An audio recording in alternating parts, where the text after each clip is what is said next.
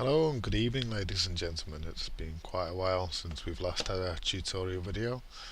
Um, so today we are going to quickly look through using the Vortex Tracker 2 play routine and how we can set up some assembly code to run that and generate a tap. And then we will quickly look at how we do this within an interrupt. So I've already got some code prepared. It will be available in the download underneath this video if I remember to do so. We've got a couple of files that we're using.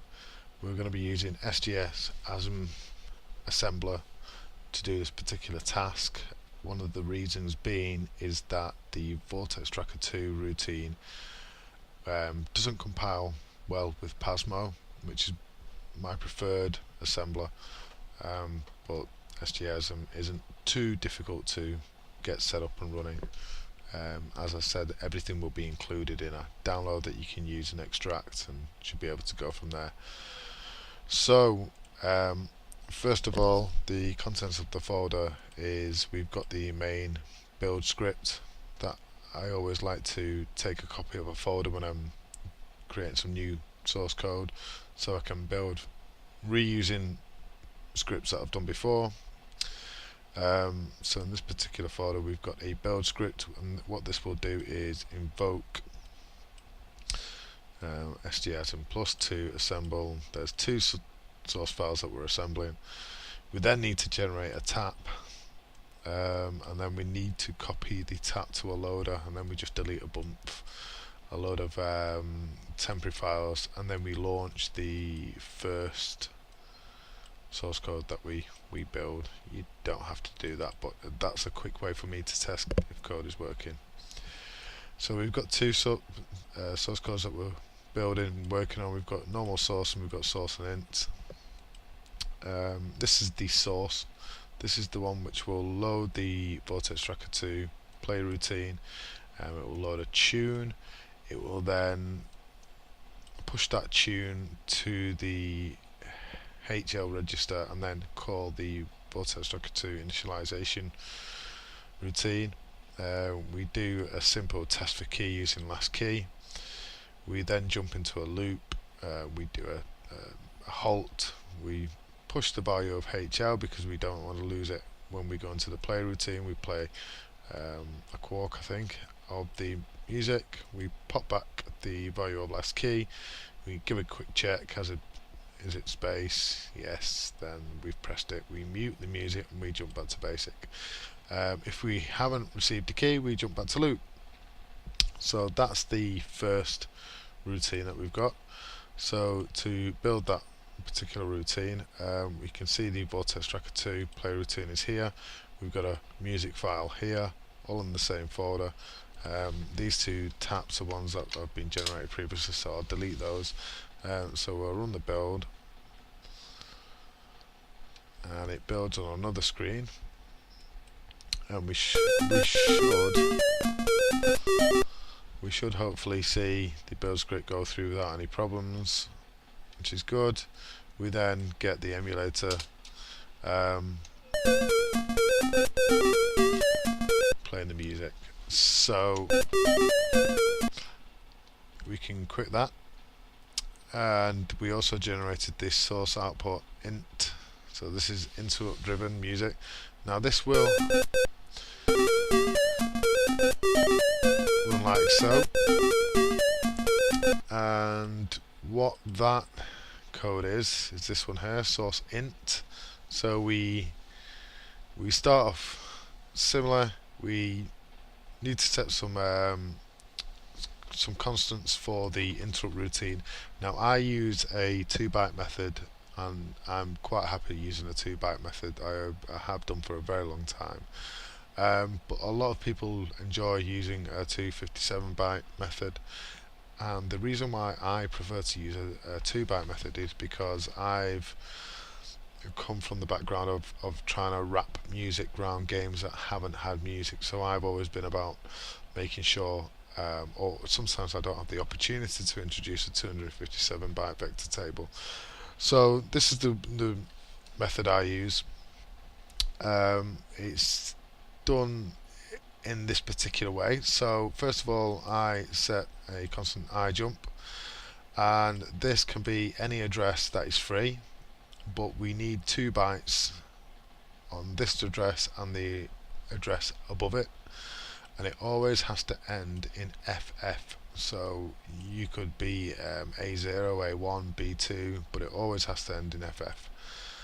And what we will do is we'll put some bytes into those that address, and those bytes that we're going to put in that address are defined here, which I like to use 6060. This is where we are going to copy our interrupt service routine to. So we define those, we then start the code. We've got a jump, and what the jump does is just jumps over the Vortex track to play routine, because we don't need to run anything from there just yet, but we need to kind of initialize all the labels within the include. So we'll just jump over it in execution. We load HL with our interrupt service routine, which is 6060. We then load the value of that we've set here, so we're going to put the value, we're going to put 6060 at address FAFF. We will then load HL with the address of ints, which is my routine here. This is a relatively standard interrupt routine. The important thing is that you push your registers, which means we don't know what the registers are going to be set to when we enter this routine. The program could be using them for various different tasks. So the best thing to do is we disable the interrupts, we push all the registers, we exchange the accumulator and flag, we push again, we then can call our play routine, and then we pop them all back, and then we, in this example, we're going to be jumping back to ROM routine 56. If you control in interrupts to a fine degree, you might want to do a reti, but this is perfect for this particular instance. So we copy this particular routine down to 6060, and that's done here, and it's done by the length, and we do the copy. So once we've done that, we're similar as the source ASM. We load HL register with the address of the tune, which is down here, so that's the music PT3, and then we call the initialization routine. Once we've done that, we then run the setup IM2, which is here, so we disable the interrupts again. We then load the accumulator with the value of iJump divided by 256. And the reason why we do this particular equation is that we can just adjust the value of iJump up here without having to meddle with this code down here. We then load the iRegister with the result of that calculation. We then switch to IM2, we enable the interrupts, and we return, which will be here.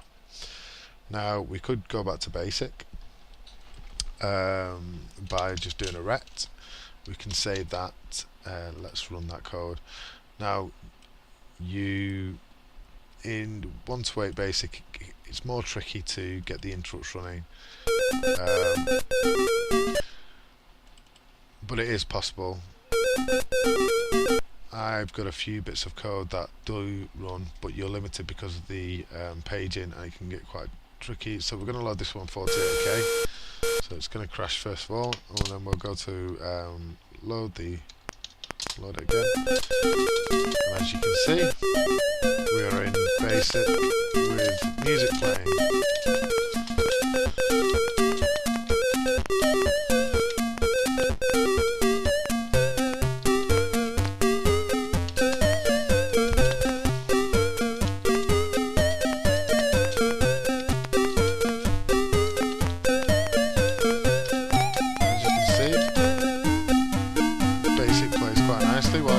So that's how we set up the interrupt.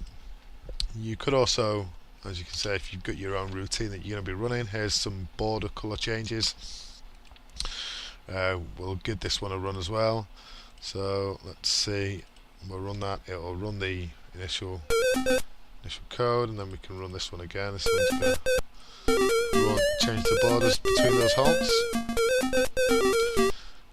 If you're interested, you could go to the debugger, and fuse always starts on the interrupt service routine. So as you remember, we copied our routine, which is located a little bit further down. So int, we copied int to 6060, so we can see here in the debugger 6060 there is our routine, and that's our player routine, and then we all pop back. So we could step through this step. Let's just do another step. I'm going to step all the way to the call. I'm going to then do an N, which will skip over the call, and then going to carry on out of the interrupt service routine, enable into it back to the, and as you can see,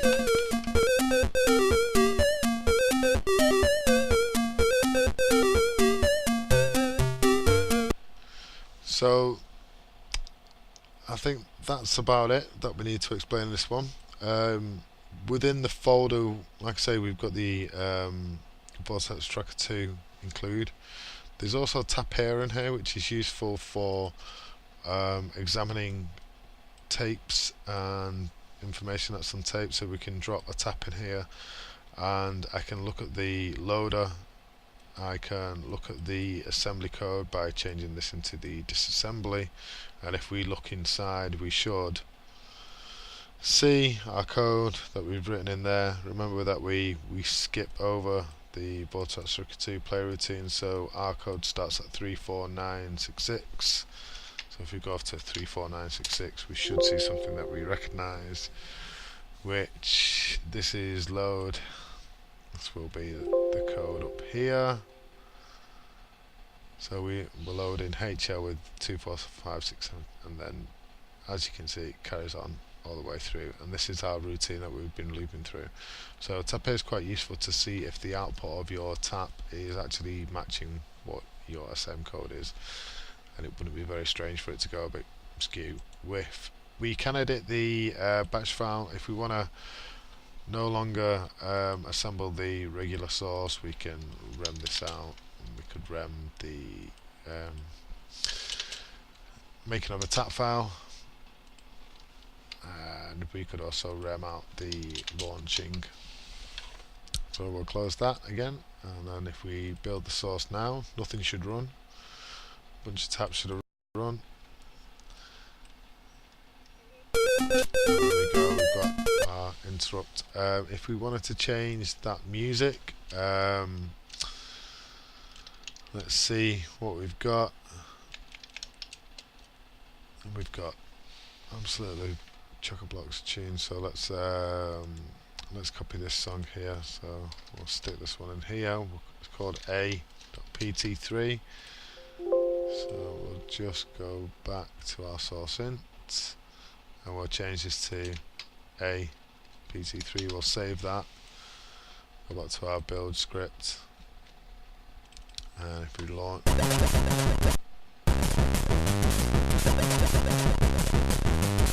there we go. So really easy. In the next video, I'm going to introduce rampaging. So that's not meaning that we're going to go absolutely crackers because we've run out of cheesy whatsits. It's a way that we're going to page in other memory, and we're going to put our routines and music into one of the 128K's memories, page memory banks, which means we can keep the addressable space free for games or demos. Okay, I hope you found this useful, and I'll see you next time.